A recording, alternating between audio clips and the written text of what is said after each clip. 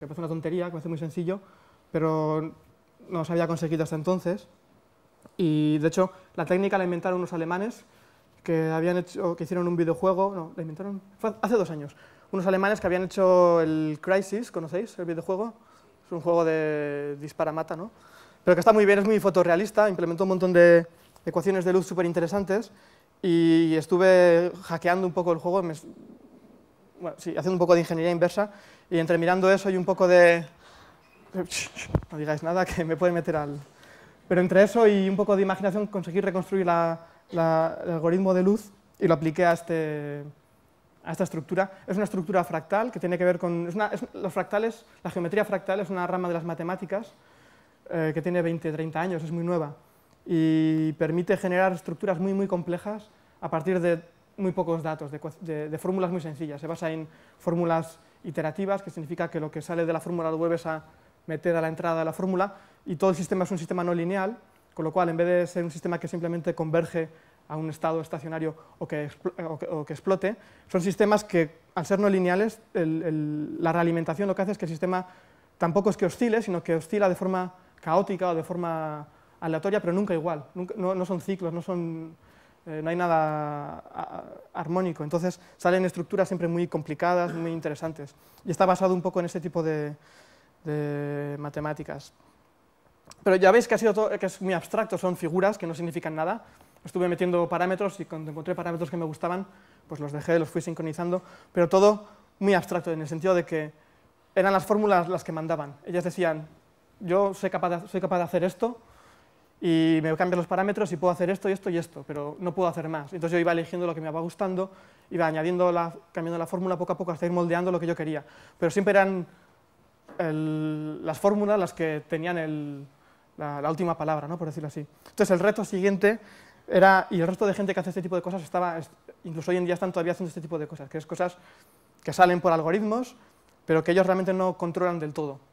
Controlan, lo pueden modificar, lo pueden alterar, pero no realmente controlar. Entonces lo que decidí después es seguir con fórmulas, seguir haciendo mis imágenes en C o en C++, en ensamblador, lo que tocase, con fórmulas y siempre en los 4 kilobytes. Esto que os he enseñado ahora también ocupa 4 kilobytes, bueno, de hecho ocupa 3.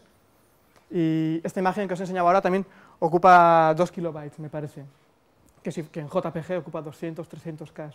Entonces dije, vale, muy bien, muy bonito hacer cosas abstractas con fórmulas, pero vamos a hacer algo que no sea abstracto, que sea más concreto.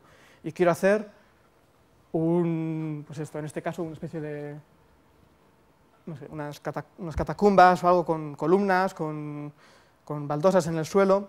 Y en este caso, por ejemplo, fue interesante porque toda la parte de las columnas...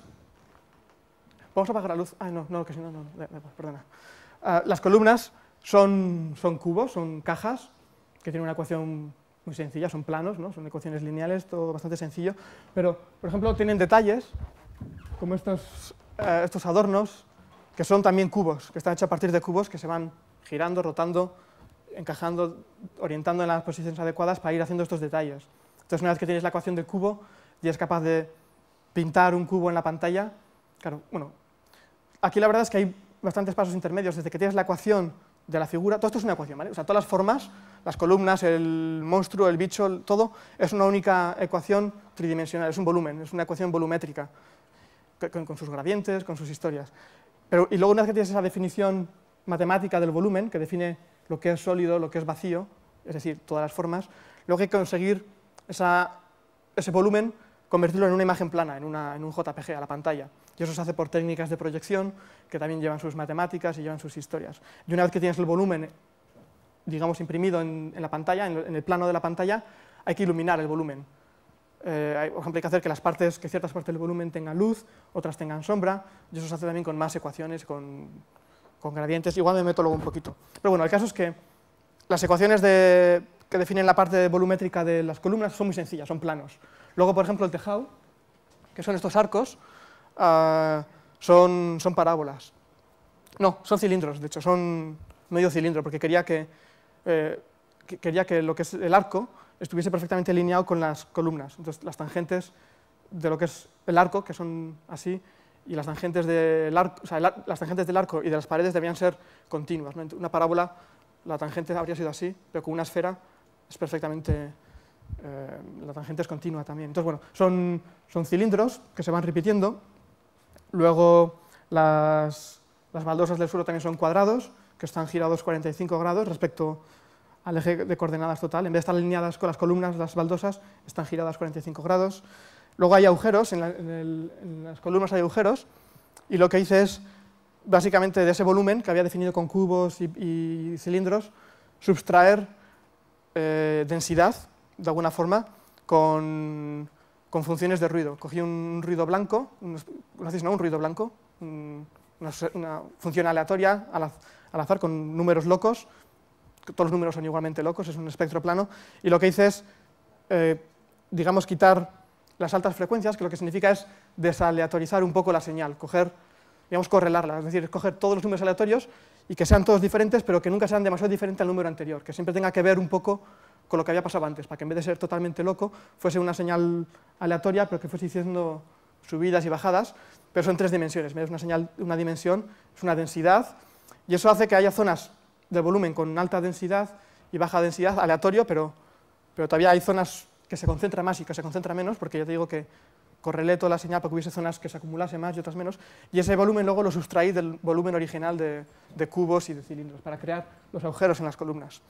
Y luego el monstruito este, que evidentemente, claro, la ecuación del monstruo es, uno puede imaginarse enseguida cuál es la ecuación del cilindro, o que eso es un cilindro, al menos puede intuirlo, o que estos son cubos, pero ya os estáis viendo un poco qué tipo de ecuaciones son, ¿no? Pues lineales, una cuadrática para el cilindro, pero ¿cuál es la ecuación del monstruo? Entonces, os voy a enseñar una presentación. Vale. Pues el monstruo lo tenéis en mente un poco como es, os lo pongo otra vez, es una especie de, es un monstruo cabezón, ¿no? Es una especie de pulpo con cabeza gigante, es una especie de bola, y luego tiene, no sé si sean 6 o 7 brazos que van oscilando un poco, que van ondulándose y se van alejando del centro de la habitación. Pues eso lo que está hecho es con la ecuación de un cilindro, ¿vale? Una ecuación de un cilindro muy sencilla, un cilindro infinito, y luego lo que está ese cilindro es copiado o instanciado 5 veces o 6 veces con diferentes ángulos, pues con 2pi dividido entre 6, se va replicando y eso permite crear los 6 cilindros. Luego lo que se puede hacer es, no voy a entrar demasiado, pero luego si queréis podemos entrar o podéis venir a preguntar si os interesa esto. Lo que se puede hacer es todo el sistema de coordenadas en el cual están definidos estos cilindros, ¿no? Son cilindros que son funciones de x y z, ese volumen x y z, ese sistema de coordenadas se puede deformar, se puede predeformar, con lo cual, por ejemplo, para que las unidades no sean homogéneas. Normalmente en un eje de coordenadas, según te vas alejando, los valores van creciendo 1, 2, 3, 4, 5 de forma homogénea, pero puedes estirar con una escala logarítmica, por ejemplo, el eje, y entonces todo lo que está definido en ese sistema de coordenadas se deforma junto con el sistema de coordenadas. Si tú aplicas un logaritmo a la entrada de una ecuación, toda la ecuación, todo el resultado, pues coge la forma del logaritmo, ¿no? Entonces aquí lo que hice es deformar la ecuación, el sistema de coordenadas, de tal manera que en el centro, en el origen de coordenadas, el origen está definido justo ahí, donde se cruzan todos los cilindros, para que en ese punto las íes, que es hacia arriba en este caso, para que las íes creciesen más rápido que en la zona lateral. Es una transformación no lineal, es como si todo el volumen estuviese así tirado hacia arriba. Y entonces lo que hace es arrastrar la geometría que has definido en el sistema de coordenadas no deformado. Entonces en el no deformado está así, y cuando deforma el sistema de coordenadas, pues la geometría sí, se arrastra, se deja llevar por la deformación. Entonces eso me permitió levantar un poco los tentáculos y acercarlos hacia la cabeza. Luego lo que hice es deformar otra vez un poco más el sistema de coordenadas con otro ruido, con otra señal aleatoria, estocástica, no sé cómo llamarlo, una señal que va subiendo y va bajando, pero en vez de ser como un coseno que es muy regular, pues a veces sube, a veces se queda abajo, luego vuelve a subir, va un poco a su pedo. Y entonces lo que hice es coger esa ecuación, esa función y deformar el sistema de coordenadas otra vez con eso para que todos los cilindros pues siguiesen un poco esa forma y cogiesen una postura un poco más natural, ¿no? Porque si pretendía hacer algo orgánico, nadie espera que un bicho, que un monstruillo sea totalmente rígido, ¿no? Pues bueno. Luego lo que hice es poner una esfera, muy sencillo, ¿no? La ecuación de una esfera, x al cuadrado más y cuadrado más z cuadrado igual a 1, o bueno, menos 1 igual a 0, y eso define una esfera, y tenía la ecuación de la esfera y la ecuación de los tentáculos, y lo que había que hacer ahora es mezclar las dos ecuaciones, o juntarlas en una única ecuación, para que el resultado final también se juntase en una única cosa, ¿no?